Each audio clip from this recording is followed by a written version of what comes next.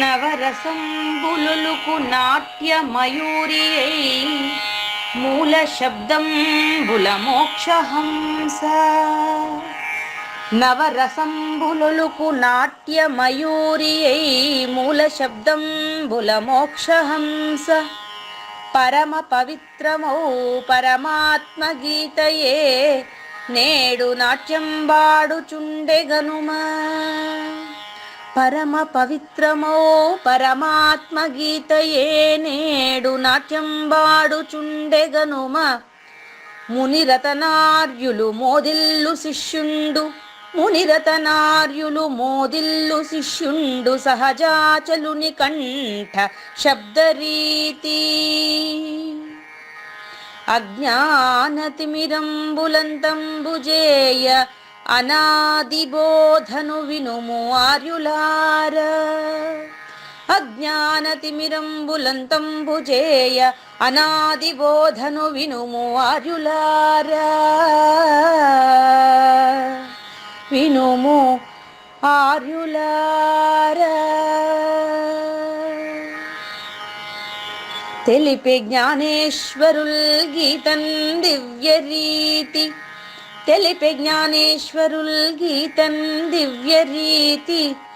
ఆణిముత్యమీ గ్రంథము అచలులార. ఆణిముత్యమీ గ్రంథము అచలులార. ఆదరించిరి గీతను అచల ఋషులు గురుని వాక్కుగా గ్రహించి గురుతుగనుడు. ఆదరించిరి గీతను అచల ఋషులు గురుని వాక్కుగా గ్రహించి గురుతుగనుడు.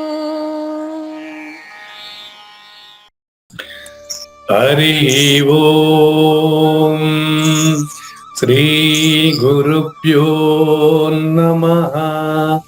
ఓం నమో భగవతే వాసుదేవాయ. ఓం నమో నారాయణాయ. ఓం నమః శివాయ.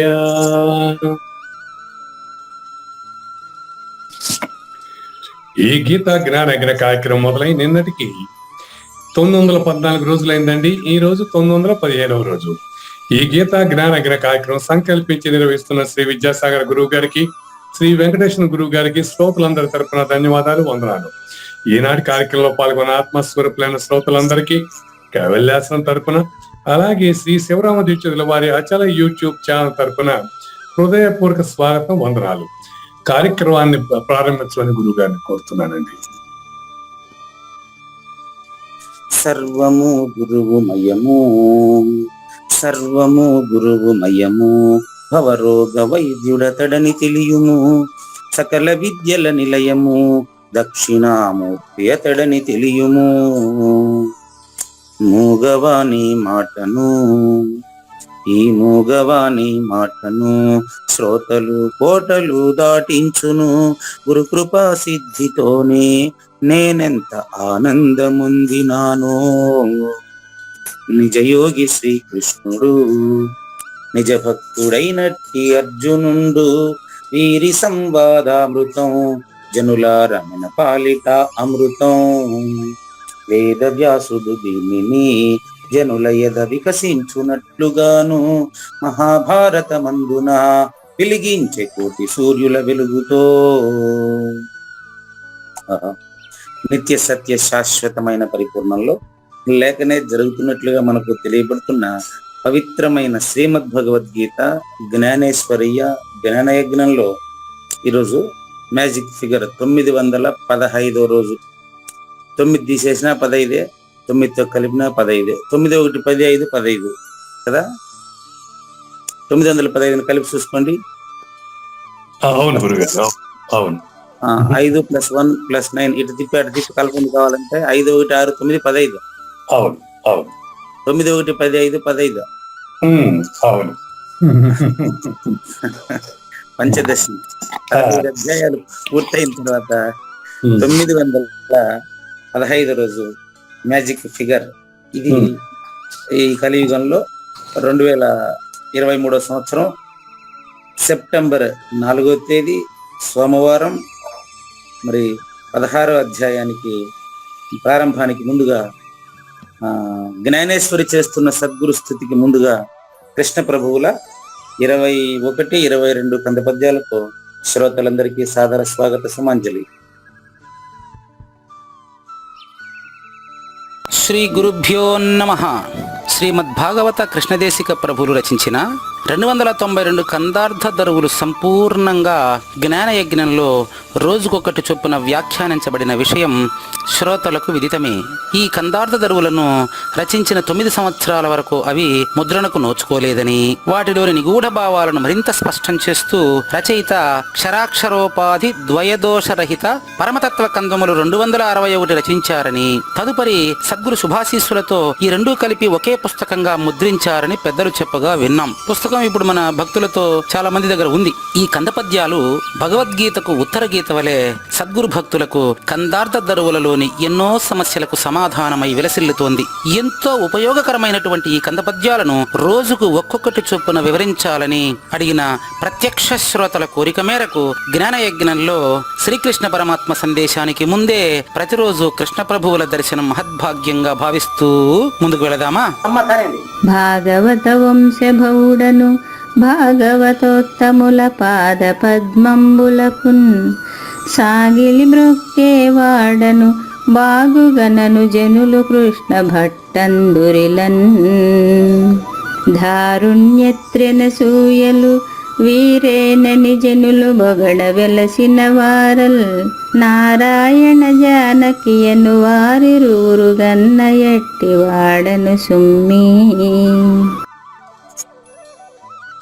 వాళ్ళ గురువుని గురుపత్రిని నిన్న కీర్తించారండి. ఈరోజు మనకు తల్లిదండ్రులని తనను పరిచయం చేసుకుంటున్నారు. ముందుగా తనను తాను పరిచయం చేసుకుంటున్నాడు. భాగవత వంశభౌడను అంటే భగవంతుని కథలు చెప్పుకుంటూ బతికేటటువంటి వారి సంతానాన్ని భాగవతులు అంటారండి. వీరని హరిదాసులు లేక భాగవతులు అని అంటారు. వీధుల్లో కూడా వాళ్ళ తల్లిదండ్రుల వంశ పారంపర్యంగానే భాగవతం అంటే భగవంతుని కథలను చెప్పుకుంటూ భారతం, రామాయణం ఇలా చెప్పుకుంటూ కాలం గడిపేటువంటి వారు. చెప్పగా అప్పటికప్పుడు ఎవరైనా ప్రజలు ఏదైనా పెట్టి తినేసి కథ చెప్పుకుంటూ కాలం గడిపేటువంటి వంశంలో నేను జన్మించాను. అది భాగవత వంశభవుడును. ఇంకా భాగవతోత్తముల పాద పద్మంబులకు వాళ్ళ అలవాటు ఏంటి అంటే ముందుగా శ్రోతల్ని పొగడటమే వారి అలవాటు. వినేవాళ్ళు సరైనటువంటి మూడ్ తో వినేవాళ్ళు సరైన ఆసక్తితో లేకపోతే చెప్పేవాడు ఎవడు చెప్పేదే. అందుకని ముందుగా వింటున్నటువంటి సర్వశ్రోతలకు సాగిరి నమస్కారం పెడుతున్నాడు ఆయన. భాగవత వంశభవుడిని అంటే భాగవత కథలు చెప్పుకుంటూ బతికే వంశంలో నేను జన్మించాను. భాగవత ఉత్తముల పాద పద్మములకు ఈ యొక్క భాగవత కథలను వింటున్నటువంటి సర్వశ్రోతలకు కూడా నేను సాష్టాంగంగా నమస్కరించేటువంటి వాడిని. అందుకని నన్ను చాలా మంది ఏమని పిలిచారంటే కృష్ణ భట్టు అని పిలిచేవారు. శ్రీకృష్ణుని సందేశానికి భట్టు, శ్రీకృష్ణుని సందేశాన్ని ప్రపంచానికి వినిపించడానికి బంటు లాంటి వాడిని నేను. శ్రీకృష్ణ పరమాత్మ సందేశాన్ని మీకు తెలియజేయడానికి నేను ఒక బంటు లాంటి వాడిని మాత్రమే. ఆయనే రాజు, జగద్గురు ఆయనే. కానీ నాకు మీరు కృష్ణ ప్రభువులు అని పేరు పెట్టుకున్నారు వీళ్ళంతా, అది వేరే విషయం. నేను మాత్రం ఎప్పటికీ కృష్ణ బంటునే. చూసారా, అంత సవినయంగా ఆయన తెలియజేస్తున్నారు మనకు.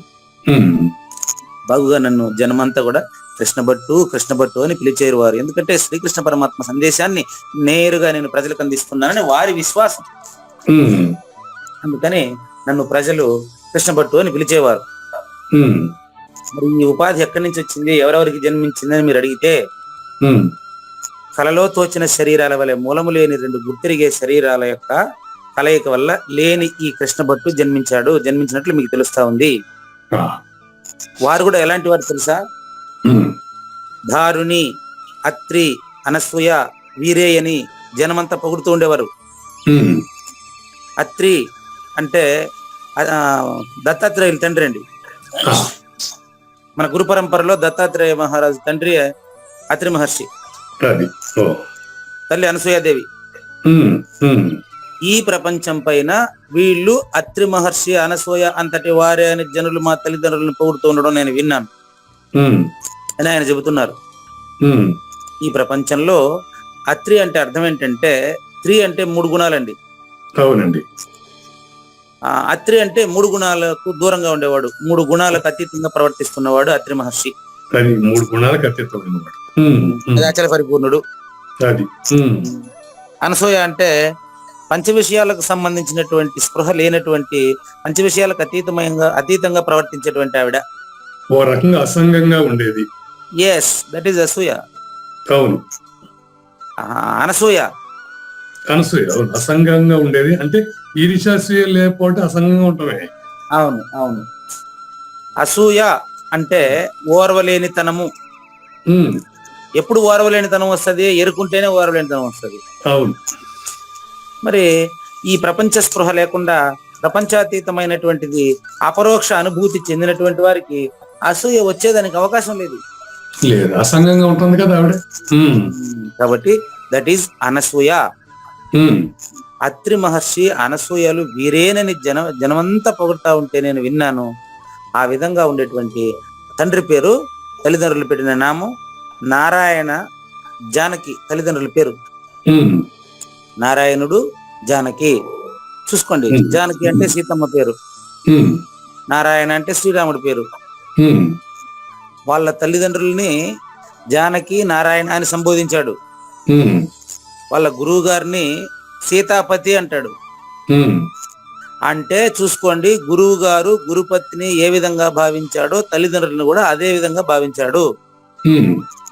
ఈ పద్యాలు రాసే రోజుకి కృష్ణ ప్రభువుల వారు సాక్షాత్తు సంపూర్ణంగా పరిపూర్ణాన్ని అపరోక్ష అనుభూతి చేసుకుని ఉన్నాడు అనడానికి ఇదే మీకు పెద్ద ప్రూఫ్, సరైన ప్రూఫ్.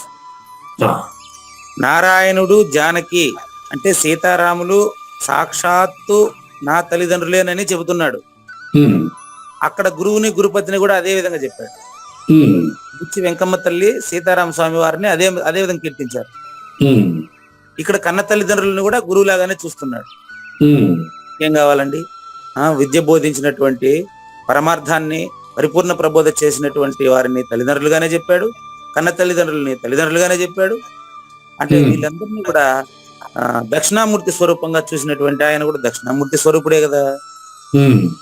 కనుకునే కదా ఈక్షితి శివరామ దీక్షితులకు బోధ చేసి దిద్దిన శ్రీధరుని గాని, దక్షిణామూర్తి అనదగినటువంటి శివరామ దీక్షితుల్ని గాని ఒకే రోజు కీర్తించడం జరిగింది మనం కూడా. కనుక ఈ ప్రపంచంలో అయ్యా నా పేరు కృష్ణభట్టు, నా తల్లిదండ్రులు కూడా అత్రి, అనసూయలంతటి గొప్ప నారాయణ, జానకి అనేటువంటి పేరుతో ఉన్నటువంటి ఆ తల్లిదండ్రులకు జన్మించినటువంటి నేను. మరి వారిరువురు కన్న ఎట్టి వాడను సుమ్మి. భౌతికంగా ఆయన పరిచయం చేసుకున్నాడు. రేపటి ఎపిసోడ్ లో 23వ కందపద్యంలో ఆనేనొనర్చినాడను అని మొదలు పెట్టారు. ఆనేను అనే పదానికి అర్థం ఏంటో తర్వాత ఎపిసోడ్ లో చూద్దామండి. రచయితకు ధన్యవాదాలు తెలియజేస్తున్నాం. జ్ఞానయజ్ఞం 2వ భాగంలో సేమ్ సద్గురు స్థుతియే 4వ రోజు, 915వ రోజు సద్గురు స్థుతి 4వ రోజు. రేపటి నుంచి 16వ అధ్యాయంలో శ్లోకాలు మొదలవుతాయి. ఈరోజు 16వ అధ్యాయాన్ని ప్రారంభించడానికి కారణాలన్నీ ఈరోజు చెప్తారు గురువుగారు. అది ఆయన, నేను చెప్తున్నానని చెప్పట్లే. జ్ఞానేశ్వర భగవద్గీత తీసుకోండి. నేను మనకి ఎంతవరకు అయిందంటే, ఆయన సర్వాతీతుడు, సర్వజ్ఞుడుగా మనకు తెలియవస్తున్నాడు. చూడండి, సర్వాతీతుడు, సర్వజ్ఞుడుగా తెలియవస్తున్నాడు అని. సర్వజ్ఞత్వము అనేది సృష్టికర్తకు సరిపోతుంది, సర్వాతీతము అనేది అకర్తకు సరిపోతుంది. గుర్తుంచుకోండి. భాగ్యవంతుడైన పురుషుడు జ్ఞానం వలన పురుషోత్తముడైన నన్ను పొందును అంటాడు. నన్ను పొందేవాడు సర్వజ్ఞుడు, కానీ నేనేనని తెలిసినవాడు, అంటే ఫస్ట్ పర్సన్ తానని తెలిసినవాడు సర్వాతీతుడు అండి. కానీ అండి మన జ్ఞానేశ్వర భగవద్గీత తీసుకోండి. చూడండి, శుద్ధ జ్ఞానమునకు అధిపతి అయిన, అంటే అచల పరిపూర్ణుడే అయినటువంటి శ్రీకృష్ణ భగవానులే స్వయంగా ఇలా చెబుతున్నారు. కొంచెం ఇంపార్టెంట్ మ్యాటర్ అండి ఇది. ప్రపంచముల అన్నింటినీ కబళించి చూచువానిని. రెండో లైన్ చూసుకోండి, ఇప్పుడు ఆయన పెట్టారు రెండో లైన్. ఇది కొంచెం సామాన్యులకు అర్థం కాదండి, సద్గురు వ్యాఖ్యానంతోనే మనకు సరిగ్గా అర్థం కావాలి. ఇన్వర్టెడ్ కామాస్ పెట్టారు. కృష్ణ పరమాత్మ నేరుగా మీకు చెప్తున్నారనండి. విజయ వెంకటేశానికి, జ్ఞానేశ్వరికి, ఈ కావూరు నాగేశ్వర ప్రసాద్కి ఏం సంబంధం లేదు. డైరెక్ట్ భగవంతుని మాటలు నేరుగా వస్తున్నాయి అంతే. ఇన్వర్టెడ్ కామాస్ పెట్టడం అదే ఉద్దేశం. చూసుకోండి, ప్రపంచముల అన్నింటినీ కబళించి చూసువానిని. ఈ మాట ఇంతకు ముందు మనకు ఒకసారి చెప్పారండి 15వ అధ్యాయంలో. ప్రపంచములన్నీ కబళించి చూడడం అంటే అర్థం ఏంటంటే, చెప్తాను చూడండి. ఇప్పుడు మాట్లాడుతున్నప్పుడే నిష్ప్రపంచంగా మాట్లాడేవాడు ఎట్లంటే అది కూడా చెప్తాను. ఇప్పుడు ఒక దొంగ, ఇంతకుముందు ఈ యొక్క సూచన ఇంతకుముందు అందించుండేది యథాతథంగా మీకు గుర్తు చేస్తున్నానండి. మీ ఇంట్లో ఒక వస్తువు దొంగిలించుకుని పోయినాడు అనుకోండి, మీరు వేరు, వస్తువు వేరు, దొంగ వేరు, 3 ఉన్నాయడ. అప్పుడు వస్తువు పలానా, దొంగ ఎవరో డౌట్ వచ్చి చెక్ చేసి దొంగను కనిపెడతారు. ఇక్కడ దొంగిలించుకొని పోయిందట కాదు, కబళించి అంటే దొంగిలించుకుని అని గుర్తుపెట్టుకోండి. ప్రపంచమునన్నింటినీ కబళించి చూసేవాడు అంటే అర్థం ఏంటంటే, ప్రపంచాతీత దృష్టి అంటే జ్ఞాతృత్వ రహిత జ్ఞాని.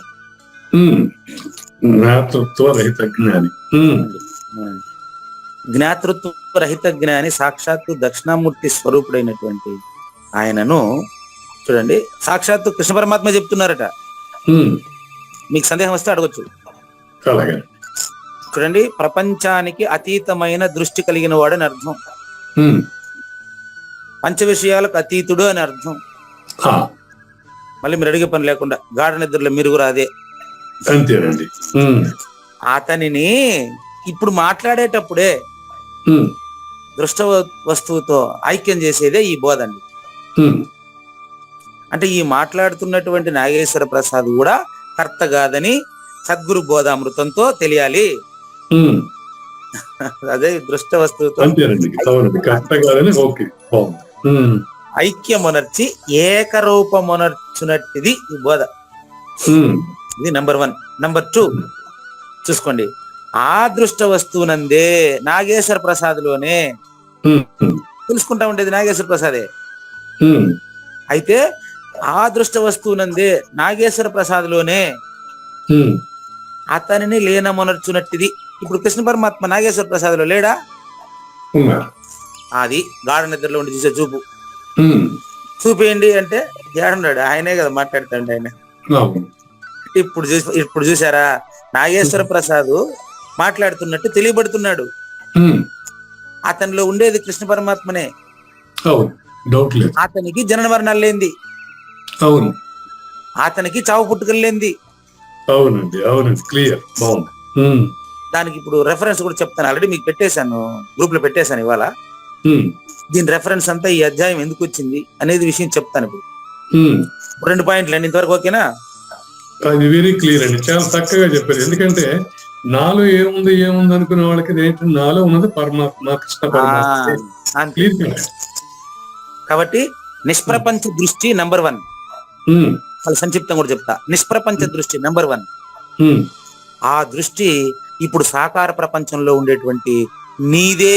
దీన్నే సాజన్మ సాకార సద్గురుమూర్తి అనే పదం సరిపోయింది చూడండి. ఇప్పుడు నువ్వు మాతో మాట్లాడుతున్నట్టు తెలుస్తున్నావు, కానీ నువ్వు గాఢ నిద్రలో నేను సూచన చేసినప్పుడు దాన్ని కానీ ఇక్కడే నువ్వు దానికి మళ్ళీ ఏమి ప్రయోగాలు శాస్త్రాలు ఏం లేదయ్యా, ఇక్కడే నీకు అది అపరోక్షం చెందేవనుకో, దాన్నే మాట్లాడకుండానే మాట్లాడుట అంటే అది అర్థం. మూగువాడి మాట అంటే వచ్చేసి చూసుకోండి, నాగేశ్వర ప్రసాద్ మూగుపోయినాడు, అందులో ఉండే సద్గురు మాట్లాడుతూ ఉన్నాడు. సద్గురు మాట్లాడాడు, ఆగండి, సద్గురువు మాట్లాడాడు, నాగేశ్వర ప్రసాద్ అనే దేహంతో మాట్లాడతాడు.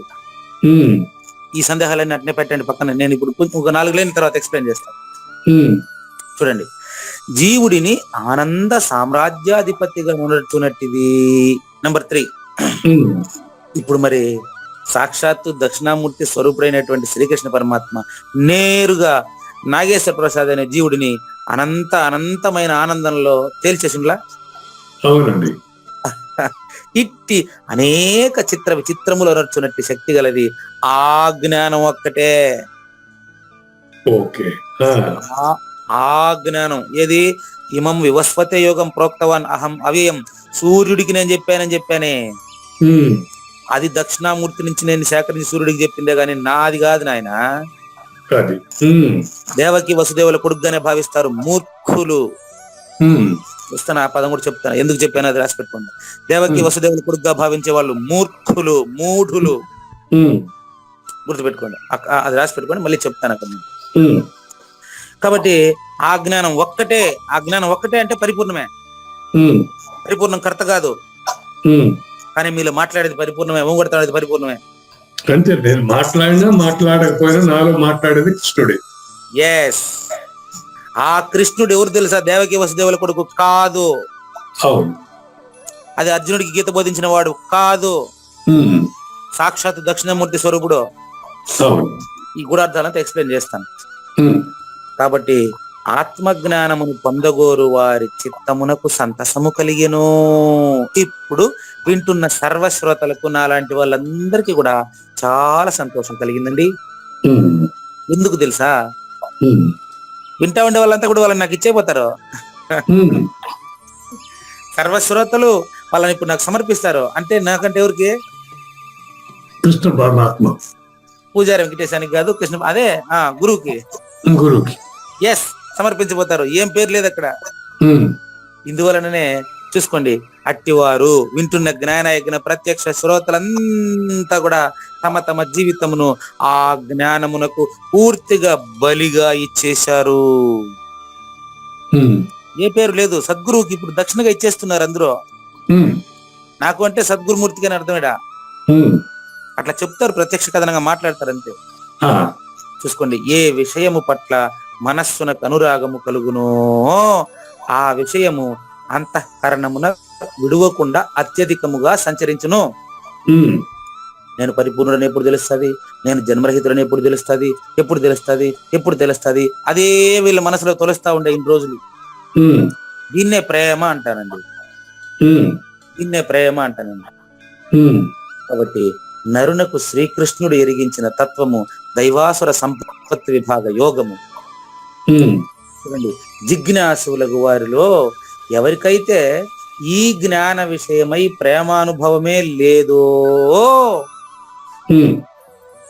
ఏ జ్ఞాన విషయమయ్యి అచల పరిపూర్ణుడే నేనని తెలియాలి, జన్మరహితుడు నేనని తెలియాలి, అదొక్కటే నా గోల్ అనే విషయం ఎవరికి లేదో అటువంటి వారికి నేను చెప్పేది ఎట్ట అర్థమవుతుందండి? చూసారా? ఈ వాళ్ళకి ఎట్టుంటది తెలుసా?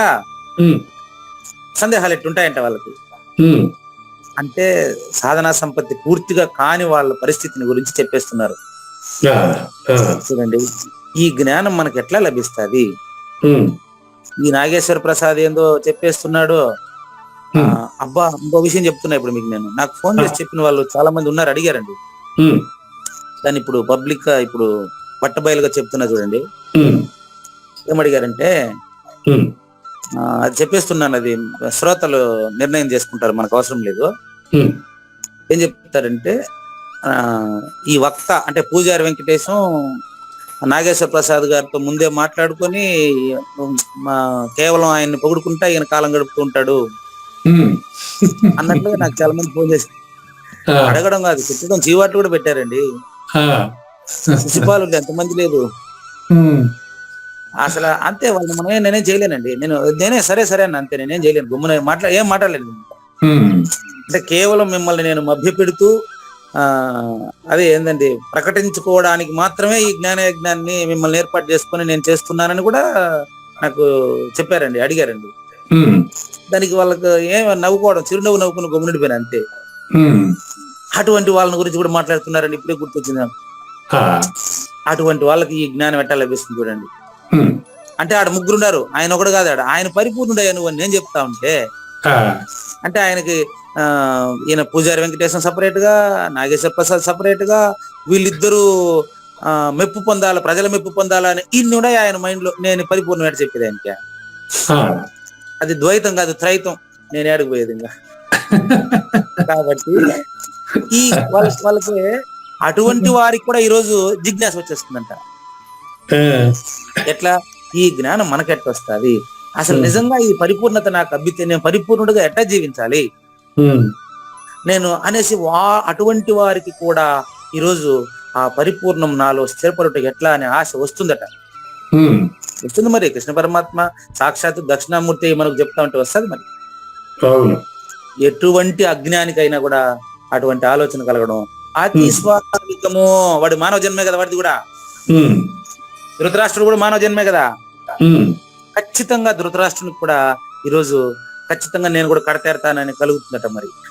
ఉమ్, కాబట్టి ఇంకా కూడా లభించిన పిమ్మట చూడండి, అందుచేత ప్రప్రథమమున ముందుగా ఆలోచించాల్సింది ఏంటంటే ఉమ్, ఆ అచల పరిపూర్ణ జ్ఞానం నాకు ఎట్లా లభిస్తుంది అనేది నెంబర్ 1. ఉమ్, లభించిన తర్వాత ఆ జ్ఞానం ఎట్లా నాలో వృద్ధి పొంది నేను జీవిస్తున్నప్పుడే జనన మరణాలు లేనివి అని ఎట్లా తెలుసుకోగలను అనేది నెంబర్ 2. ఉమ్, ఇంకో విషయం కూడా, అది ఇంతవరకు నాకు ఎందుకు కలగలేదు నెంబర్ 3. ఉమ్, లేదా జ్ఞానమును కలగకుండా నాలో ఏదన్నా అడ్డంగా వచ్చేటి ఉన్నాయా నెంబర్ 4 ఉమ్, అంటాడు.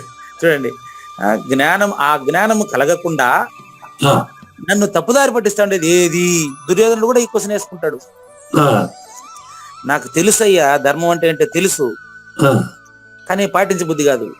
ఉమ్, అధర్మం అంటే ఏంటో తెలుసు, ఆ, వదల బుద్ధి కాదు. ఉమ్, నేను చేస్తున్నటువంటి తప్పుని, నాలో తప్పు చేయిస్తున్న వస్తువు ఏదో అది నాలోనే ఉండాలి.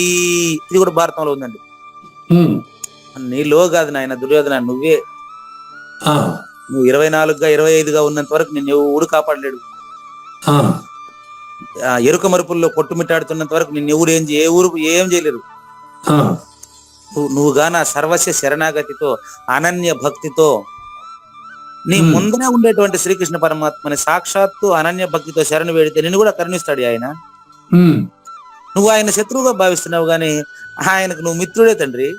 ఉమ్, ఇది అసలు విషయం. అదే. చూసారా? మరి వీటిని గురించి పూర్తిగా తెలుసుకున్న పిమ్మట ఇంకా జ్ఞానానికి విఘాతము కలిగించే విషయాలు పూర్తిగా తొలగించి, ఉమ్, ఏ జ్ఞానానికి నేను పరిపూర్ణుడేనని తెలియబడేటటువంటి దానికి అడ్డంగా ఉండే వాళ్ళని ఎవరు తొలగించా ఎవరికి వాడే తొలగించుకోవాలా. అంతేనండి. తొలగించుకొని జ్ఞానాన్ని వృద్ధి చేసే విషయాల పట్ల మనసు లగ్నం అనర్చాలండి. ఆ, వాటినే దైవీ గుణములు అంటారు. ఉమ్, ఆ దైవీ గుణముల యొక్క అపరోక్షం చెందితేనే, ఉమ్, అంటే సర్వత్వ సమత్వ స్థితి ప్రాక్టీస్ చేసి సర్వ సమభావము వస్తేనే అతనికి పరిపూర్ణ సూచన పడుతుంది. ఉమ్, జ్ఞానమును వాంఛించేటువంటి జిజ్ఞాసు అంటే జ్ఞాతం ఇచ్ఛ కలిగిన వారు జిజ్ఞాసు. ఉమ్, అది తెలుసుకోవాలని తపన కలిగింది. అంతే అంతే. ఉమ్, నేను పరిపూర్ణాన్ని తెలుసుకోవాలి ఉమ్, అంటే పరిపూర్ణానికంటే వీడు వేరుగా ఉంటాడు. ఉమ్, నేనే పరిపూర్ణమని తెలుసుకోవాలి. ఉమ్, ఆ అంకిత భావం ఉంటే నువ్వే పరిపూర్ణుడని అపరోక్షం అవుతాదండి. ఉమ్, దానికి అక్కడి నుంచి సద్గురు చూసుకుంటాడు. ఉమ్, అయితే ఎందుకు నేను పరిపూర్ణుడని తెలియలేకుండా ఉన్నానంటే, ఉమ్, చూడండి, జిజ్ఞాసువులకు శ్రోతలు, అలాంటి ప్రశ్న వేసుకున్నటువంటి జిజ్ఞాసువులకు శ్రోతలను ఉద్దేశించి శ్రీకృష్ణ భగవానుడు ఇప్పుడు మాట్లాడబోతున్నారు. రేపటి ఎపిసోడ్ లో స్టార్ట్ చేస్తారు ఆయన. ఉమ్, ఎవరు? కృష్ణ భగవానుడు, కృష్ణ ప్రభు ఒకేసారి మాట్లాడతారు రేపు. ఉమ్, నేను నర్చినాడను అని కృష్ణ ప్రభు అంటాడు. ఉమ్, అభయం సత్వ సంశుద్ధి అని కృష్ణ పరమాత్మ అంటాడు. ఉమ్, ఇద్దరు ఒకేసారి మాట్లాడతారు రేపు. ఉమ్, 1916 ఎపిసోడ్ లో మాట్లాడబోతున్నారు వాళ్ళు. ఆ, ఆ విషయాన్ని రేపు వాళ్ళు మాట్లాడబోయే విషయం ప్రాధాన్యతను ఈ రోజు మనకు తెలియజేస్తారు. ఉమ్, గమనించండి, ఈ అధ్యాయం ఎందుకు వచ్చిందని కూడా ఇప్పుడు వస్తుందండి. ఉమ్, ఇప్పుడు జ్ఞానమును కలుగు చేయడం సరిపోదండి. ఉమ్, మొదలచ్చలమును ఎరిగించదాని, అది ములుగుచేదానికి సందు లేకుండా ఉండి అందులో ప్రపంచం లేదు, అంతటా అదే ఉంది అట్లా చెప్తే సరిపోదండి. ఉమ్, బోధ క్రమంగా రావాలి. ఉమ్, నాయన దైవీ గుణాలని ముందు పెంపొందించుకో, తల్లి తండ్రి గురువుతో ఎలా మసలాలో తెలుసుకో, ఇవన్నీ తెలిసిన తర్వాత పరిపూర్ణ సూచన చేయాల. అట్లా కాకుండా నేరుగా పరిపూర్ణ సూచన చేస్తే వాడికి పట్టదండి. ఆ స్థితి లేదు అతనికి. ఆ స్థితి రావాలంటే దైవీ గుణాలు ప్రాక్టీస్ చేయాలి. ఈ జ్ఞానాన్ని కలుగు చేసి దాంతోపాటు శాంతిని కూడా వృద్ధిపరచడి దైవీ సంపద వైభవము ఇప్పుడు రేపు మనకు చెప్పబోతున్నారు. అయితే ఈ దైవీ సంపద గురించి ఇంతవరకు మనకు చెప్పలేదా అని మీరు ప్రశ్నించవచ్చు. ఆల్రెడీ చెప్పారండి. దానితో పాటు విషయ వాసనలు, రాగద్వేషాది దుర్వికారములు మనిషిలో పేరుకొని పోయి ఉంటాయండి. దైవీ సంపద ఉంటుంది వాటిలో. దానికి అడ్డంగా ఆ సూర్యుడిని మబ్బు కప్పేసినట్టు, అద్దాన్ని దుమ్ము కప్పేసినట్టు, శిశువును మాయ కప్పేసినట్లు అతని యొక్క మూలము లేని గుర్తిరిగే శరీరం యొక్క మాయ అతనిలో ఉండే జ్ఞానాన్ని కప్పి అజ్ఞానం చేత అతను రాక్షస గుణాలతో ప్రవర్తిల్లుతూ ఉంటాడు. అవి విషయవాసనలు, రాగద్వేషాలు, వాటిని రాక్షస గుణాలు అంటారు. రాక్షస గుణ, అసుర గుణాలు అంటారు. విషయవాసనలు, ఓకే. విషయవాసనలు, రాగద్వేషాలు మొదలైన దుర్వికారములకు ఆశ్రయం వస్తున్నటువంటి ఆశ్రయ సంపద యొక్క భయంకర స్వరూపం కూడా మనకు రేపటి నుంచి వరుసగా అధ్యాయంలో తెలుస్తుందండి. ఇప్పుడు గురుగారు ఇక్కడ చిన్న సందేహం. ఇప్పుడు అసుర గుణాలు, దైవీ గుణాలు అనేది సైమల్టేనియస్ గా ఒకేసారి ఉంటాయంటారా? చెప్తారు, ఇప్పుడే చెప్తారు. తర్వాత పదం అదే మీరు అడుగుతున్నారు, అక్కడ ఉండేది అదే, మళ్ళీ చెప్పేది అదే. మీరు అడిగే ప్రశ్న పదం ఇది. ఈ రెండు సంపదలు ఇష్టానిష్ట కార్యములను అనర్చును. రెండు సైమల్టేనియస్ గా ఉంటాయో లేదో ఇప్పుడే కాదు, ఇంతకుముందు ఆల్రెడీ చెప్పున్నారండి. ఆ విషయం ఇప్పుడు చెప్తారు. అదే నేను మీకు సందేహం వస్తుంది, దాన్ని చెప్తాను కూడా చెప్పున్నా. అదే ఈ రెండు సంపదలు ఇష్ట అనిష్ట కార్యములను నర్చును. అడిగిన ప్రశ్న ఏంటంటే దైవీ గుణాలు, రాక్షస గుణాలు రెండు ఒకే మనిషిలో ఉంటాయా అనేది కదా మీరు చెప్పేది. అది ఏం చేస్తుంది అని కూడా చెప్పేస్తున్నారు. చూడండి, దుర్యోధనుడికి కూడా, దుర్యోధనుడిని మీ దగ్గర అడుగుతారు, దుర్యోధనుడి సరఫరా మీరే ఆన్సర్ ఇస్తారు. చూడండి, దుర్యోధనుడికి దైవీ గుణాలు అంటే ఇష్టమే కదా, ఆయన చెప్తాడు. ఆయన చెప్పి ఇంతకుముందు ఆయన కదా చెప్పింది. అవును, నాకు ధర్మం అంటే ఏంటో తెలుసయ్యా, వదల బుద్ధిగా పాటించ బుద్ధి కాదు. అధర్మం అంటే ఏంటో తెలుసయ్యా, అధర్మం అంటే ఏంటో తెలుసు, వదల బుద్ధి కాదు. ఈ మాట దుర్యోధనుడితో పలికించారు కదా ఇప్పుడు భారతంలో. దీన్ని బట్టి వాటిలో రెండు ఉన్నాయా లేవా? రెండు ఉన్నాయి, కరెక్ట్. నెక్స్ట్ అంటే అక్కడ పికప్ చేసుకోవాల్సింది చాయిస్ అంతా మందే. పికప్ చేయాల్సింది మన బాధ్యత. ఇంకో ఎగ్జాంపుల్ మీకు చెప్పాను. నేను మా అన్న మా తమ్ముడు ముగ్గురు కలిసినప్పుడు మరి నేను చెప్పేది సత్యమని మా అన్న ఒప్పుకొని నా దగ్గర ఉపదేశం తీసుకోమని మా తమ్ముడిని బలవంతం చేస్తున్నాడు.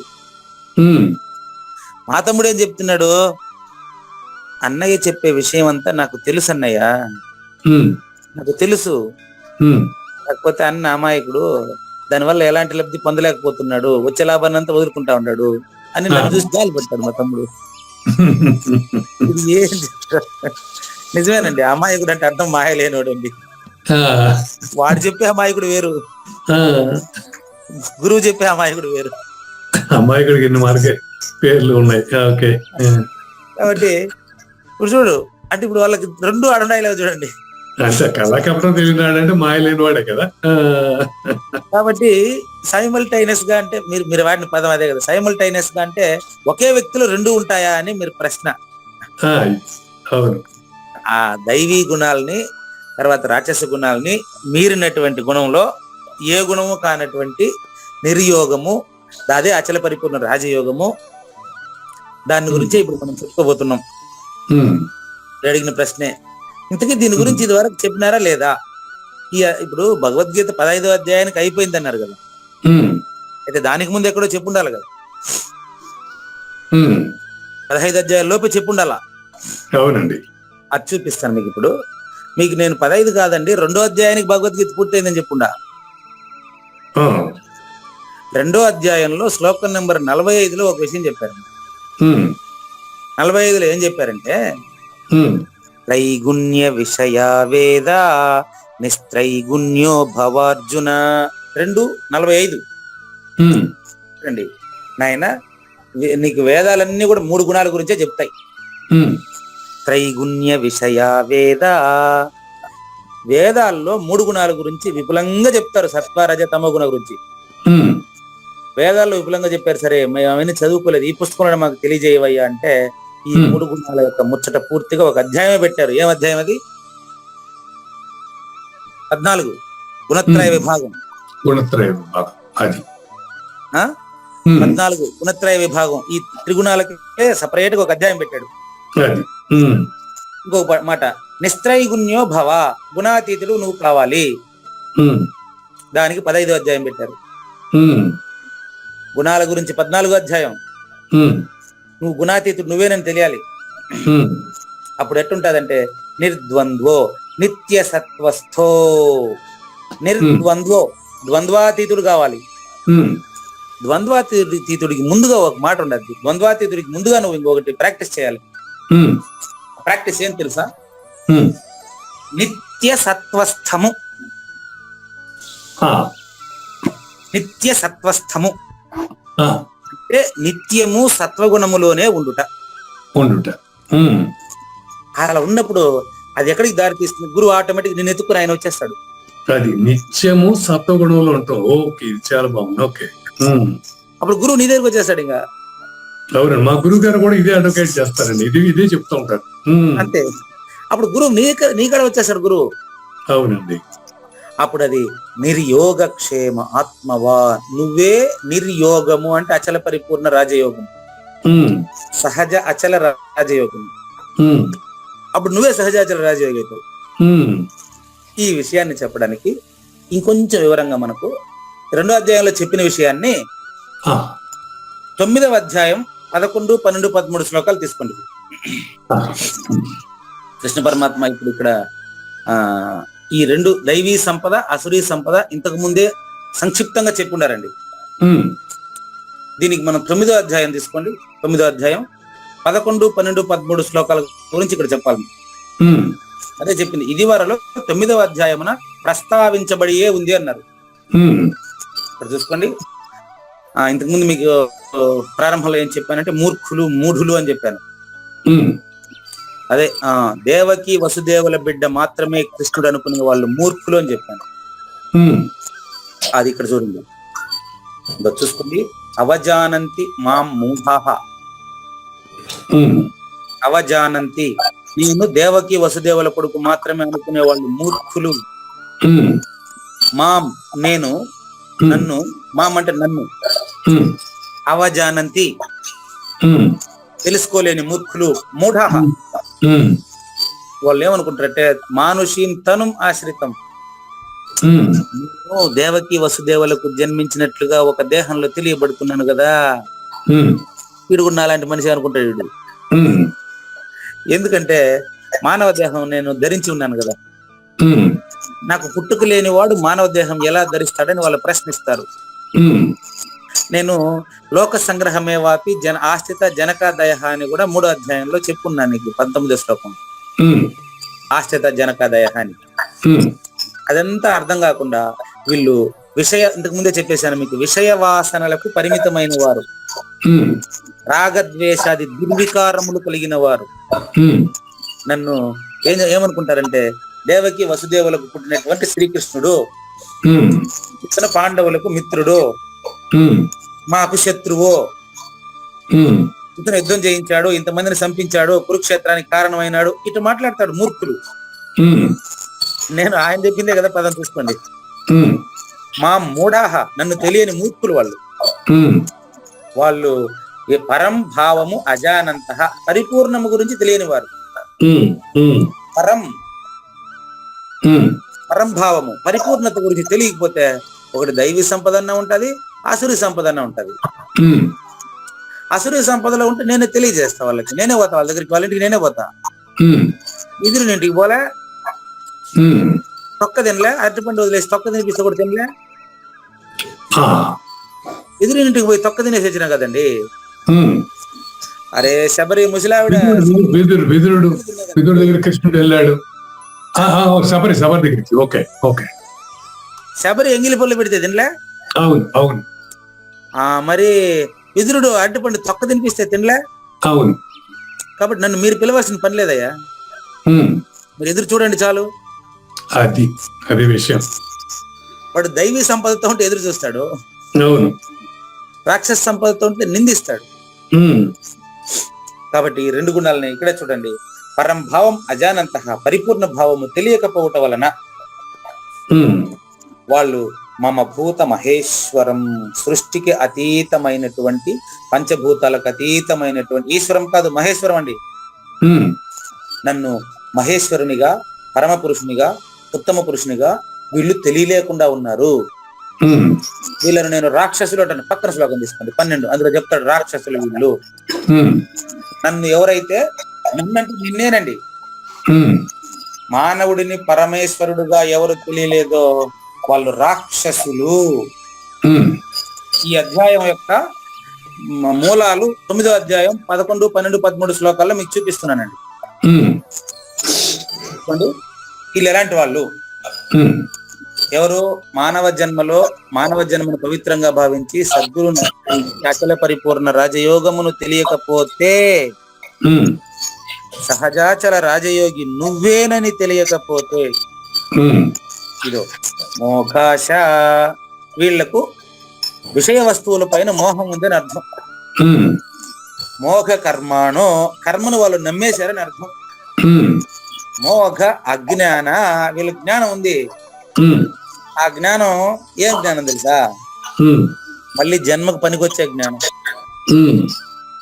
వీళ్ళు విచేత సహా, వీళ్ళు పరిపూర్ణత చేత మరువబడినారు. వీళ్ళు పరిపూర్ణం అంటే ఏంటో తెలుసుకునే ఆసక్తి చూపించడం లేదు. వీళ్ళకి విషయవాసనలు ఎక్కువైనాయి. వీళ్ళకి జనన మరణ నరకం తప్పదు. కర్మ నందితే జన్మే. అదే పక్కన రాక్షసీ ఆసురీం, అది దుర్యోధన కథ. రాక్షసీం ఆసురీం, వీళ్ళ ఇష్టం ఎక్కడ ఉంటుంది తెలుసా? ప్రకృతి పట్ల ఉంటుంది. వీళ్ళు పక్కన ప్లాట్ రేట్ తక్కువ వస్తుంది, నేను కొని మళ్ళీ నేను ఇంకొంచెం ఎక్కువ ఇది ఎట్లా వస్తుంది, అధ్యాయంలో వస్తుంది అంటాడు. ఆడ్యోబి జనవ నస్మి కోన్యోస్తి సదృశోమయ యక్ష్యే దాస్యామి మోదిష్య ఇత్య అజ్ఞాన విమోహితాః.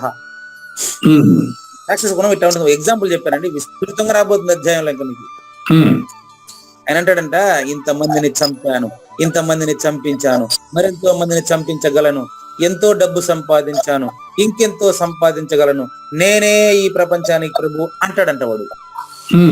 అజ్ఞాని అంటవాడు. అదే దుర్యోధనుని పలుకులు. ఇదే రాక్షసీం ఆసురీం చేయవ. ప్రకృతి మోహినీం శ్రితాః, వీడు ప్రకృతికి పంచ విషయాలకు బద్ధుడైనాడు. వీడు జైల్లో వీడే బంధించుకున్నాడు. జనన మరణ గొలుసును బిగించుకొని ఉన్నాడు. ఇది చెప్పి దీని పక్కన మరి దీనికి వ్యతిరేకమైనటువంటి అద్భుతమైనటువంటి దైవీ సంపదను తర్వాతి శ్లోకంలో చెప్తాడు. దాంతో అట్నే ఈ అధ్యాయం ప్రారంభించబోతున్నారు రేపు. చూసుకోండి. నెక్స్ట్ దీని పక్కన శ్లోకం తీసుకోండి. ఇప్పుడు చెప్పింది రాక్షస గుణం అండి. అంటే అజ్ఞానులు, మూఢులు, మూర్ఖులు, రాక్షసులు, అసురులు అని చెప్పి చెప్పారండి. దీని పక్కన దైవీ సంపద చూసుకోండి, నెంబర్ 13. దీంతో ఈ దైవాసుర సంపత్తు, ముందు దైవాసుర సంపత్తులో ముందు దైవే అన్నాడు కదా, అది ఈ శ్లోకంలో చెప్తున్నాడు. అంటే ఇప్పుడు 16వ అధ్యాయంలో చెప్పబోయే 26 సుగుణాలు చెప్పబోయేదానికి ఇది బీజం. ప్రశ్న బీజం అంటారండి వీటిని. 16వ అధ్యాయం ఎందుకు అని మీరు ప్రశ్నిస్తే దానికి సమాధానం అంటే ప్రశ్న బీజము అంటారు ఈ పద్ధతిని. 15వ అధ్యాయానికి భగవద్గీత అయిపోయింది, 15వ అధ్యాయానికి భగవద్గీత అయిపోయింది అంటే మరి 16వ అధ్యాయం ఎందుకు అని అడుగుతారు కదా. ఎందుకు అంటే 15వ అధ్యాయంలో మీకు పూర్తయినటువంటి విషయము నీ అనుభూతిలోకి రావాలంటే ముందు నీకు దైవీ గుణాలు ఉండాలి. దైవీ గుణాలు ఉండాలంటే రాక్షస గుణాలని పరిహరించాలి. అందుకని ఇంతసేపు రాక్షస గుణాల గురించి చెప్పారు కదా. ఇదో ఇప్పుడు దైవీ గుణం. ఇంతసేపు రాక్షస గుణం ఎలా ఉంటుందో తెలుసుకున్నారు కదా. దైవీ గుణం ఎలా ఉంటుందో తెలుసుకున్నారు. చూడండి, మహాత్మానస్తు మాం పార్థ. చూసారా, వాళ్ళనేమో ఆసురీం అన్నారు, అజ్ఞాని అన్నారు, మూఢాత్మ అన్నారు, మోహాత్మ అన్నాడు. కానీ ప్రారంభంలోనే మహాత్మ అనేస్తున్నాడు. చూసారా, దైవీ గుణము మహాత్మానస్తు మాం పార్థ. అక్కడ మాం, ఇక్కడ మాం. అక్కడ మాం అన్న అచల పరిపూర్ణుడిని తెలియలేకున్నాడు అని అర్థం. ఇక్కడ మాం అంటే అచల పరిపూర్ణుడిని మహాత్ములు తెలుసుకోగలరు అని అర్థం. అంటే మహాత్ములు తర్వాత మోహాత్ములని ఇద్దరున్నారా, లేదా రెండు గుణాలు ఒకరిలోనే సైమల్టైనస్ గా ఉన్నాయా అనేది మీ ప్రశ్న. మానవుడిలో ఖచ్చితంగా అచల పరిపూర్ణత తెలుసుకునేటువంటి జ్ఞానం ఉందండి. కానీ ఇక్కడ సందేహం కలుగుతుంది గురువు గారు. ఎందుకంటే ఇప్పుడు హిరణ్యకశిపుడు, దుర్యోధనుడు, రావణుడు, భస్మాసురుడు, కీచకుడు బ్యాచ్ అందరూ ఇప్పుడు రజో తమో గుణ ప్రధానంగా ఉంటారు. చివరి చచ్చే వరకు కూడా ఆ గుణం నుంచి ఆయన బయటకు రాలేదు. మీరు పురాణాలు ఎక్కువ చదివినట్టున్నారు పాపం. కాదు, నేను చెప్తున్నాను. ఇప్పుడు ఇంతమంది ఉన్నారు కదా, మరి అన్ని గుణాలు కనుక మంచి గుణాలు చెడు గుణాలు దగ్గర ఉంటే వీళ్ళందరూ మంచి పనులు కూడా చేయాలి కదా. వాళ్ళు ఎంతసేపు చెడే చేశారు కదా చివరి దాకా. వాళ్ళు చేయలేదండి, వాళ్ళు ఏమీ చేయలేదండి. ఇప్పుడు వింటారా, కొంచెం వింటారా పూర్తిగా? మీ ప్రశ్నకు సమాధానం చెబుతా, చెప్పనిస్తారా? అవి పురాణంలో చిత్రీకరించిన పాత్రలండి. వాళ్ళను కూడా ప్రకృతిలో భాగంగా తెలియజేస్తూ ఆ గుణాలని మానవుడిలో ఆ గుణాలని పరిహరించడానికి కల్పించిన పాత్రలండి అవి. ఆ విషయాన్ని మీకు గుర్తు చేస్తాను ఇప్పుడు, వినండి, పూర్తిగా వినండి. ఎవరు హిరణ్యాక్షుడు, హిరణ్యకశిపుడు ఎవరు తెలుసా? చెప్పండి ఎవరు? అంటే వాళ్ళు భగవంతుడు చేరటానికి జయ విజయులు అని చెప్పి అన్నారు. రాసుకోండి, లేదు మీరు ముందు జయ విజయులు రాసుకోండి, చెప్తాను. జయ విజయ రాసుకోండి. జయ విజయులు ఎక్కడుండేవారు చెప్పండి? ద్వారపాలకులు, విష్ణువు దగ్గర ఉండేవాళ్ళు. విష్ణువు దగ్గర ద్వారపాలకులు అంటే మానవ దేహంలోనే రెండు గుణాలు సైమల్టైనస్ గా మీరన్నట్టు ఉన్నాయని అర్థం. దాన్ని ఎప్పుడు కూడా చూసుకోండి, పురాణం పూర్తి కల్పితం అండి. ఓకే, భారతం, రామాయణ ఇతిహాసాలు అంటారండి. ఇట్లా జరిగిన దాన్ని ఎక్కువ కల్పించి రాసింది అవే అయితే పురాణాలు పూర్తి కల్పితాలండి. దానికి గురువు నుంచి మీరు మీలాగా అడిగి తెలుసుకుంటేనే ఉపయోగం అండి, లేకపోతే దాని వెనకాల వెళ్ళిపోతారు. అబ్బా, హిరణ్యకశిపుడు ఎంత వైభవం అండి అంటాడు వాడు, రాక్షస గుణం ఉండేవాడు. అట్లా కాకుండా నేను చెప్తా, జయ విజయులు రాసుకున్నారు కదా, దాని కింద రాసుకోండి హిరణ్యాక్ష హిరణ్యకశ్యపులు, ఓకే అండి. శిశుపాల దంతవక్త్రులు, హిరణ్యకశిపులు, అది రెండైంది. హిరణ్యాక్ష హిరణ్యకశిపులు రెండైందండి. నెక్స్ట్ శిశుపాల దంతవక్త్రులు. నెంబర్ 3 రావణ కుంభకర్ణులు. ఈ 6 మంది కూడా దైవీ సంపదలో నుంచి రాక్షస సంపదగా చిత్రీకరించబడిన వారండి. వీళ్ళు 6 మందిలో కూడా ఈ 6 మంది ఏమడిగారు? జయ విజయులుగా భగవంతుడిని ఏమడిగారంట? ఆ జయ విజయులే నేను, ఆ భగవంతుడే మీరు. అక్కడ వచ్చినటువంటి వాళ్ళు ఎవరో సప్త ఋషులో, లేకపోతే సనక సనందన సనత్ కుమార సనసు జాతులు ఎవరు వచ్చినారంట ఆడికి. వచ్చినప్పుడు వాళ్ళని లోపలికి పొమ్మంటే వీళ్ళు వదలలేదంట. ఇదంతా కథ అండి. ఈ కథలో సారాంశం ఏంటంటే అయ్యా వాళ్ళు కూడా నా వాళ్ళే, ఎవరు రాక్షసులు కూడా, దుర్యోధనుడు కూడా నావాడే. దుర్యోధనుడిలో పరిపూర్ణ ఉండదనగా చెప్తాను అది నేను కూడా మీకు. వీళ్ళు కూడా నా వాళ్ళే, కాకపోతే వీళ్ళు భగవంతుడిని చేరాలంటే శత్రువులుగా మీకు 6 జన్మలు కావాలన్నా, శత్రువులుగా 6 జన్మలు కావాలన్నా గుర్తుపెట్టుకోండి ఈ విషయం. శత్రువులుగా మీకు 6 జన్మలు లేక 3 జన్మలు కావాలన్నా, లేదా దగ్గరగా ఉండేట్టుగా ఎక్కువ జన్మలు కావాలన్నా అని అడుగుతారు. అప్పుడు వాళ్ళు ఏమో కోరుకుంటారు, అయ్యో భగవంతుని సాన్నిధ్యంలో ఉండడమే అన్న మాకు ముఖ్యం కాబట్టి తక్కువ జన్మల్లోనే మిమ్మల్ని చేరేట్టుగా మాకు అనుగ్రహించండి అని అడుగుతారట. అందుకని వాళ్ళలో చివరి వాడే ప్రహ్లాదుడు. ప్రహ్లాదుడు ఏ వంశం వాడా? రాక్షస వాడు. రాక్షసులలో ప్రహ్లాదుడు నేను విభూతి యోగంలో చెప్పలే. కాబట్టి ఆ జయ విజయులు అనేటువంటి 2 పేర్లలోనూ ఎక్కడ వ్యతిరేకత కనపడలే. హిరణ్యాక్షుడు, హిరణ్యకశిపుడు ఈ 6 మందిలో కూడా మీకు అసురు గుణాలనే చిత్రీకరించి రాశారు పుస్తకం. అది రాసింది వ్యాసుడే. ఈ 6 మంది తర్వాత ప్రహ్లాదుడిని జన్మించినట్టు రాసింది కూడా వ్యాసుడే. పుట్టుకతోనే ప్రహ్లాదుడు పరిపూర్ణుడు అని రాసింది కూడా వ్యాసుడే. కాబట్టి వ్యాసుడు రాసిన పుస్తకానికి, వ్యాసుడికి పరిమితం కాబాకు. పురాణాల్లో అల్టిమేట్ సారాంశాన్ని తీసుకుని వేదాంతం బోధిస్తున్నారు ఇక్కడ మనకు గురువు గారు. కానీ గురువు గారు నిత్య జీవితం అది ఓకే, మీరు అంత కరెక్ట్, నో డౌట్. కానీ నిత్య జీవితంలో కూడా మనం చూస్తున్నాం కదా పురాణాల్లో, నిత్య జీవితంలో కూడా ఎవడైనా దుర్మార్గుడు ఉన్నాడు, చివరిదాకా అట్టగా ఉంటున్నాడు వాడు. అంతమంది లేరండి, ఉండేది మీరు ఒకరేనండి. నాగేశ్వర ప్రసాద్కి అవన్నీ మీరు పరిపూర్ణులేనండి. నా సంగతి కాదు గురువు గారు, మీరే చెప్తున్నది నాకు కూడా.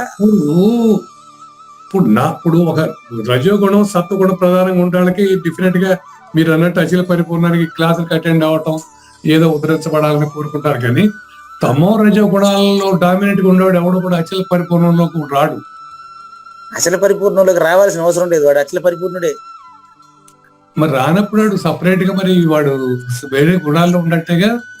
అంతమంది లేరని కదా అంటున్నాను. ఇప్పుడు నిష్ప్రపంచం ప్రపంచతే, నిష్ప్రపంచ దృష్టి నుంచి చూడండి. నిష్ప్రపంచ దృష్టి నుంచి చూడండి. మీ ప్రశ్న బాగుందండి. నా సమాధానం మీ ప్రశ్న కంటే బాగుందో లేదో చూడండి. మీ ప్రశ్న బాగుంది, సమాధానం మీ ప్రశ్న కంటే బాగుందో లేదో చూడండి.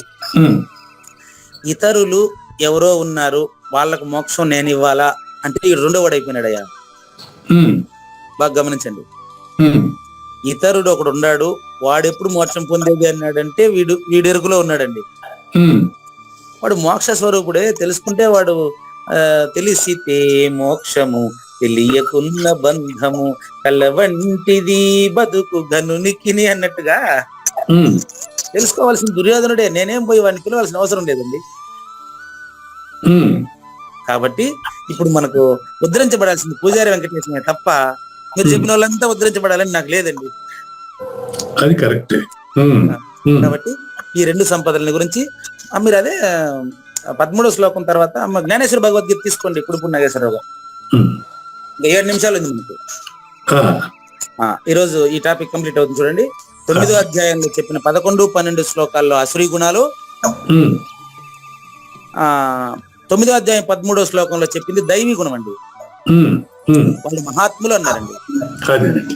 ఆత్మానస్తు మాం పార్థ దైవీం ప్రకృతి ఆశ్రితాః భజంతి అనన్య మనసో జ్ఞాత్వా భూతాదిం అవ్యయం. నన్ను అంటే భగవంతుడిని, అచల పరిపూర్ణ సద్గురువుని అనన్య భక్తితో పూజించిన వాడికి రెండవది లేదు. హిరణ్యాక్షుడు, హిరణ్యకశిపుడు గాని ఈ సమాజంలో ఏ గుణంలో ఎవడు ఉండాడని ఎంత లేదు, ఇదెంత అవసరం కూడా లేదు.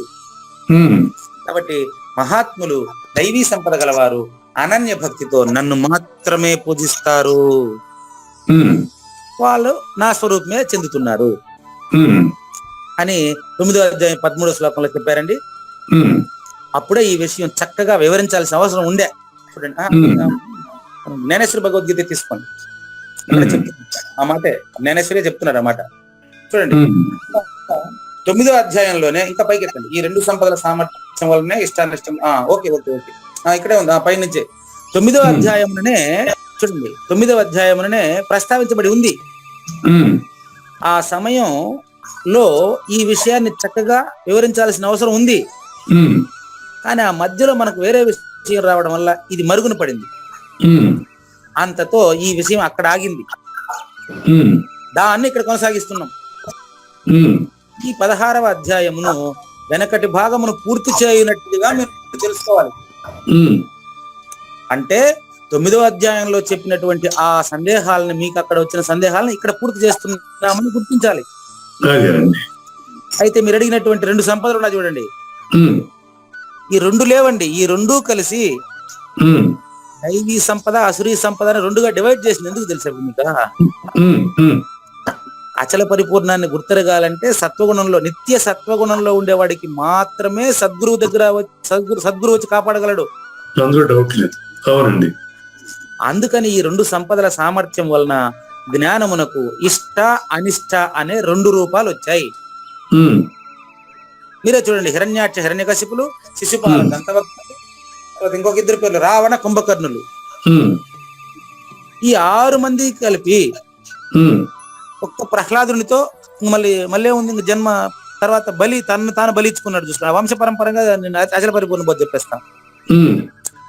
ప్రహ్లాదుని కొడుకు ఒకడు ఉన్నాడండి, అతని మనవడు ఉన్నాడండి, ఆయనే అండి బలి చక్రవర్తి. బలి తన్ను తాను ఇచ్చుకునేస్తాడు. ఇక్కడ మీకు అదే మాట ఈ రోజు క్లాస్ ప్రారంభంలో కూడా చెప్పా. ఇందువలన ఈ యొక్క రాక్షస గుణాల్లో ఉండినటువంటి వాళ్ళు కూడా బలి చక్రవర్తి వలె తన్ను తాను బలిగా సమర్పించేస్తారు, ఎరుకను గురుదక్షిణగా ఇచ్చేస్తారు. అది బలి చక్రవర్తి లాస్ట్ అండి, తన్ను తాను సమర్పించుకోవడం. 6 మందికి తర్వాత ప్రహ్లాదుడితో బోధ వచ్చేసింది. ప్రహ్లాదుని మనముడైనటువంటి బలి చక్రవర్తితో తనను సర్వసమర్పణ భావం వచ్చేసింది. అట్లా పురాణాలు ఊరికి కల్పించి రాస్తారు. ఎందుకు అంటే సద్గురువు పట్ల ఆసక్తి కలగడం కోసం మాత్రమేనండి. మళ్ళీ పురాణాలని ఏమంటారు, దాన్ని విసర్జించాలండి. ఎట్లంటే ఉత్తర గీతలో చెప్తారండి, ధాన్యాన్ని ఇంటికి తీసుకొచ్చిన తర్వాత గడ్డి కళ్ళంలోనే వదిలేవాలి. గడ్డి అంతా ఎత్తుకొచ్చి ఇంట్లో వేసుకోకూడదు. పుస్తకాలకు సంబంధించిన చెత్త అంతా పుస్తకాలతోనే వదిలేవాలి. పుస్తకాలంతా ఎత్తుకొచ్చి మళ్ళీ ఇంటికి నింపుకోవాల్సిన అవసరం లేదు. అంటే మన మెదడును నింపుకోవాల్సిన అవసరం లేదు. పురాణ పాత్రలు ఆ పేరు ఈ పేరు ఈ పేరు, వానికి మోచం ఈయనకి మోచం, అంతమంది లేరు కదా. అట్లా అనమాట. కాబట్టి ఈ జ్ఞానమునకు ఇష్టానిష్ట రూపములు, ఈ 2 సామర్థ్యముల వల్ల 24, 25 అనే ద్వంద్వము అనే ఎరుక ఉండడం వల్లనే ఇవంతా. కాబట్టి ముందుగా దైవీ సంపద గురించి మాట్లాడదాం, అసురీ సంపద గురించి మాట్లాడదాం. దైవీ సంపద.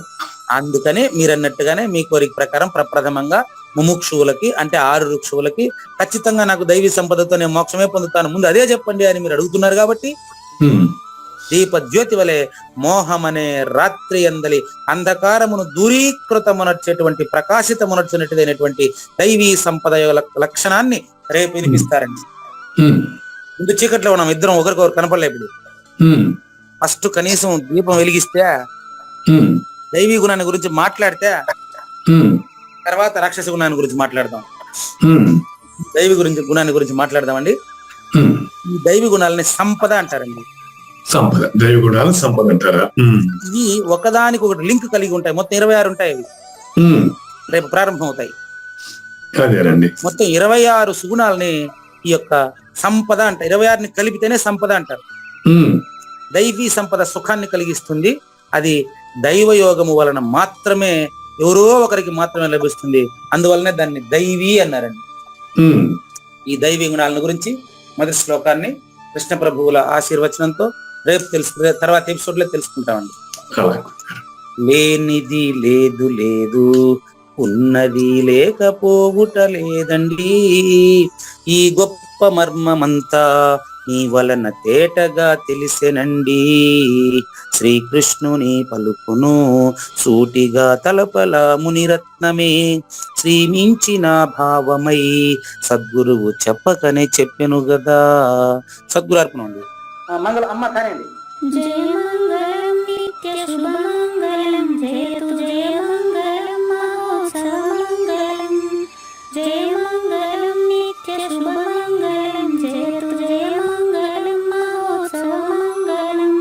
శ్రీమించున చలంబు సూచించినటువంటి దక్షిణామూర్తికి దండమిడుతూ, శ్రీమించున చలంబు సూచించినటువంటి దక్షిణామూర్తికి దండమిడుతూ, శ్రీ మహావిష్ణువు సూర్య భగవానుడు యాజ్ఞవల్కి జనక రాజ ఋషికి జయ మంగళం నిత్య శుభమంగళం, జయతు జయ మంగళం మహోత్సవ మంగళం. అయం వ్యర్థ బాహ్యకోపి నభవతి అనే సుఖయోగి సాంది పరుసుల వరుస.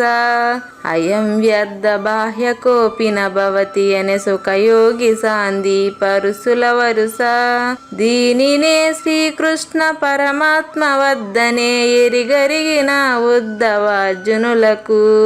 జయమంగళం నిత్య శుభమంగళం జయతు జయమంగళం మహోత్సవమంగళం. శ్రీ అల్లమా ప్రభు బసవేశ్వరుండును బ్రహ్మానంద రామానంద స్వామి. శ్రీ అల్లమా ప్రభు బసవేశ్వరుండును బ్రహ్మానంద రామానంద స్వామి. నవరసాలు లిఖించు నాట్యమయూరిగా గీతను మలచిన జ్ఞానేశ్వరులకు.